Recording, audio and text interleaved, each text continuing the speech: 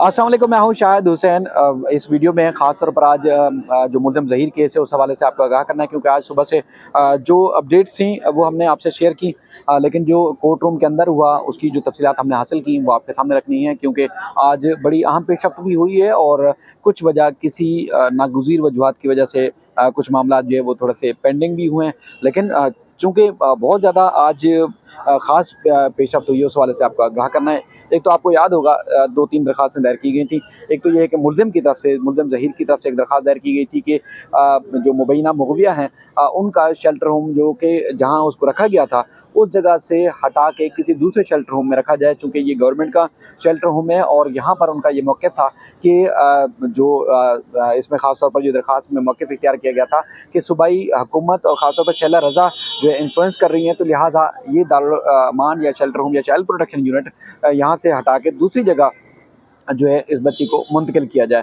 ये दरख़्वास्त पेंडिंग थी और उसके अलावा वो शेल्टर होम में जाके मुल्ज़िम मुलाकात करना चाहता था, बच्ची से मिलना चाहता था और ये भी उसने दरख़्वास्त दायर की थी और उसमें उसका यही कहना था कि उसको मुलाकात की इजाज़त दी जाए। अच्छा, ये तवील अरसे से केस पेंडिंग है और आज ख़ास तौर पर जब समाअत हुई तो हमें बताया गया कि जज साहब ने भी इस बात का इज़हार किया कि एक चूँकि मुकदमा मुंतकिल करने के हवाले से जो मुल्ज़िम की तरफ से दरख़्वास्त दी जाती रही और दी गई, उसके बाद फिर उस वजह से काफ़ी यानी कि 1 डेढ़ महीना बल्कि उससे भी ज़्यादा एक इल्तवा हुआ है, यानी कि पेंडिंग रहा है। जो दरख़्वास्तें अब तक निमट जानी चाहिए थी और ट्रायल भी आगे बढ़ जाना चाहिए था, वो इस वजह से केस पेंडिंग हुआ है, इस बात का इज़हार जज साहब ने भी किया।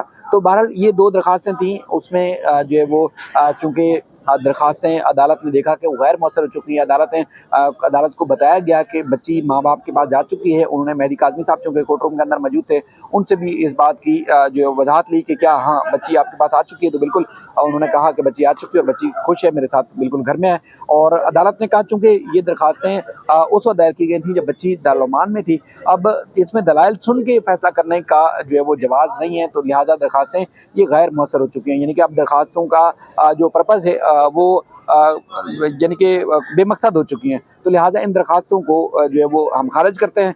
तो उनके वकील साहब जो हैं उनसे भी पूछा गया, मेहदी काज़मी साहब के वकील जो बैरिस्टर मोहम्मद रफ़ीक साहब थे उनसे पूछा गया, इसके अलावा मेहदी काज़मी साहब से पूछा गया। तो अदालत ने इन तमाम की मुशावरत के बाद ये दोनों दरख़्वास्तें यानी कि मुलाकात की इजाज़त दी जाए और शेल्टर होम से बच्ची को दूसरे जो है वो शेल्टर होम मुंतकिल किया जाए, वो दोनों दरख़्वास्तें अदालत ने मुस्तरद की। अच्छा, एक और दरख़्वास्त जो है वो पेंडिंग है।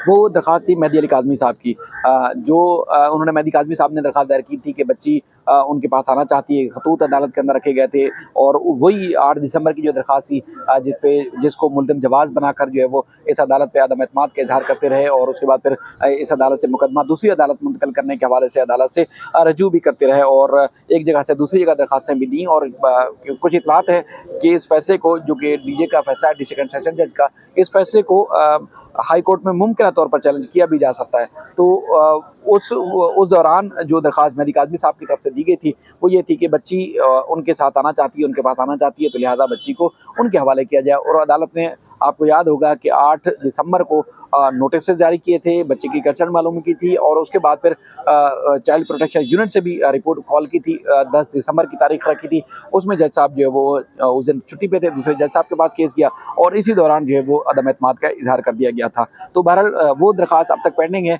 चूँकि अब हाई कोर्ट का फ़ैसला आ चुका है और बच्ची माँ-बाप के पास जा चुकी है, तो उस दरख़्वास्त पे अब तक जो है वो कोई फ़ैसला नहीं किया गया है। अच्छा, इसमें जो इंतहाई अहम और इंतहाई हैरानकुन और बड़ी बात है, वो ये है कि मुल्ज़िम जो असगर हैं, अली असगर और गुलाम मुस्तफ़ा, एक निकाह खान है और एक गवाह, उनकी तरफ से एक दरख़्वास्त दायर की गई है कि उनको इन मुकदमात से बरी किया जाए। दरख़्वास्त की कॉपी इस वक़्त मैं कोशिश में हूँ कि मुझे मिल जाए कि उन्होंने वो रीज़न क्या लिखी है कि उनको बरी किया जाए इस केस में, यानी कि केस का ट्रायल मुकम्मल होने से पहले ही इनको बरी किया जाए। वो दरख़्वास्तें बताया गया है, कुछ इतलात हैं कि एक नए वकील के वकालतनामे के साथ जो है वो दायर की गई हैं, जिसमें उनका ये मौक़िफ़ है कि उनका इस जुर्म से कोई लेना-देना नहीं है, उन्होंने कोई जुर्म नहीं किया, तो लिहाज़ा उनको केस से बरी किया जाए और वो दरख़्वास्तें होती हैं 265 के की। चूँकि आपको याद होगा जब चालान को चैलेंज किया गया था तो उस वक़्त हाई कोर्ट में भी ये बात, जैसे सलाउद्दीन पमर साहब की अदालत में भी दरख़्वास्त में ये केस की समाअत के दौरान ये बात सामने आई थी।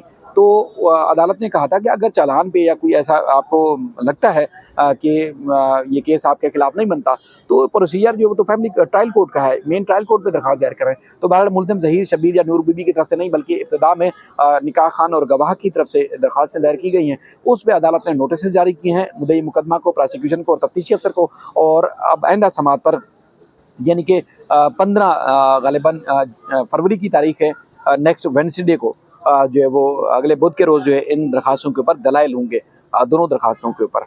और उसके बाद फिर अदालत फ़ैसला करेगी दरख़्वास्तों पर दलाइल सुनने के बाद कि क्या इनकी बरियत बनती है या नहीं बनती। वो मुल्ज़मान ने अपनी बेगुनाही साबित करनी है और इनका जो जुर्म है वो सबके सामने है, जिसमें उनका ये खुद भी एतराफ़ भी करते रहे मुख्तलिफ़ वीडियोज़ में भी और चालान में भी जिस तरह इनका तज़किरा है। अदालत अब दलाइल सुनेगी, उसके बाद ही फिर उस पे फ़ैसला करेगी। और इसमें एक और जो बात है वो है नूर बीबी। नूर बीबी साहिबा की जो ज़मानत है अब तक उस पे फ़ैसला नहीं हो सका है। ज़मानत पर फ़ैसला होना बहुत ज़्यादा ज़रूरी है। तो ज़मानत पर चूँकि अदालत ने खुद भी कहा कि पहले जो फ़र्द जुर्म आयद करने से पहले जो मामले को है वो ज़मानत पर फ़ैसला हो जाए, क्योंकि ज़मानत तकरीबन 2 ढाई महीने से ज़्यादा हो गया, वो बुरी ज़मानत पर है। ज़मानत पे कन्फर्मेशन के हवाले से अब तक जो है वो आर्गूमेंट नहीं हो सके।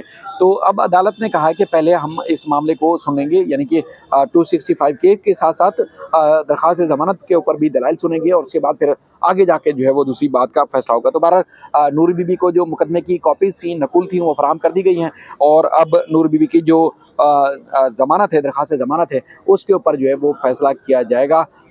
वो भी बताया गया मुमकिन तौर पर 15 फरवरी को, यानी कि 15 फरवरी को दलाइल होने के बाद अदालत फ़ैसला करेगी कि नूर बीबी को ज़मानत पर ज़मानत इनकी कन्फ़र्म करनी चाहिए या इनको जेल भेजना चाहिए। अब वो अदालत जो फ़ैसला करेगी वो 15 जो है वो फरवरी को फ़ैसला करेगी। अच्छा, समाअत के दौरान चूँकि 8:30 बजे से थोड़ा-सा लेट, यानी कि 40-45 मिनट पे मैं पहुँचा था, मेहदी काज़मी साहब वहाँ आ गए थे और उसके बाद फिर जो मुल्ज़मान हैं वो पूरे वहीं आए हुए थे और उसके बाद फिर वो कोर्ट रूम के अंदर रहे इस दौरान। और पहले अदालत ने केस की समाअत 11 बजे के लिए मुकर्रर की थी, फिर 11:30 बजे, इस तरह 12 बजे और फिर बताया गया कि 12:30 बजे। तो बहरहाल जिब्रान नासिर साहब जो है वो मसरूफ़ थे सिंध हाई कोर्ट में किसी दूसरे केसेज़ में, तो उस वक़्त तक वो नहीं आ सके थे। तो आज भी उनके एसोसिएट ने कहा कि कुछ थोड़ा-सा मज़ीद हमें टाइम दिया जाए ताकि जिब्रान नासिर साहब आ जाएँ, तो दलाइल जो होने हैं वो आज ही कर लें। तो अदालत ने कहा पहले भी 2-3 बार टाइम को एक्सटेंड कर चुके हैं, तो लिहाज़ा अब ये दरख़्वास्तें जो गैर मौसर हो चुकी हैं, इनको ख़ारिज कर देते हैं। उसके बाद फिर दूसरी जो चीज़ें हैं वो उन पे बुध वाले दिन जो है वो दलाइल सुनेंगे। बाकी जो मेन ट्रायल है केस का, यानी कि मुल्ज़मान के ऊपर फ़र्द जुर्म आयद होनी है, उसकी जो तारीख़ मुकर्रर की गई है वो 27 फरवरी मुकर्रर की गई है। यानी कि 15 फरवरी को 265 की दरख़्वास्तें, यानी कि बरियत की जो दरख़्वास्त है उस पर, और नूर बीबी की ज़मानत पर मुमकिन तौर पर फ़ैसला होगा। और उसके बाद फिर 27 फरवरी को अदालत जो है वो मुल्ज़मान के ऊपर फ़र्द जुर्म आयद करने के हवाले से जो है वो फ़ैसला करेगी या उनके ऊपर फ़र्द जुर्म आयद करेगी।